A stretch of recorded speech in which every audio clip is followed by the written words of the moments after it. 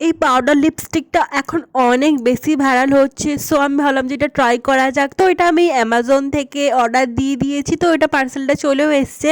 চলো এবার আনবক্সিং করে দেখা যাক যে প্রোডাক্টটা কেমন এসছে। প্যাকেজিং কিন্তু খুবই ভালো, অ্যামাজনে দেখতে পাচ্ছ শুধুমাত্র একটা প্রোডাক্ট আছে, তার জন্যই কত সুন্দরভাবে প্যাকেজ করা আছে। আর এই দেখো, এটা হচ্ছে সুগার কসমেটিকের পাউডার লিপস্টিক, আর এটা সত্যি একটা পাউডার লিপস্টিক। চলো এটা আনবক্সিং করে এবার দেখা যাক লিপস্টিকটা। তো আমি জাস্ট দেখে অবাক, দেখো পুরো পাউডারটাকে আবার কিভাবে অ্যাপ্লাই করলে লিপস্টিক হয়ে আছে দেখতে পাচ্ছ।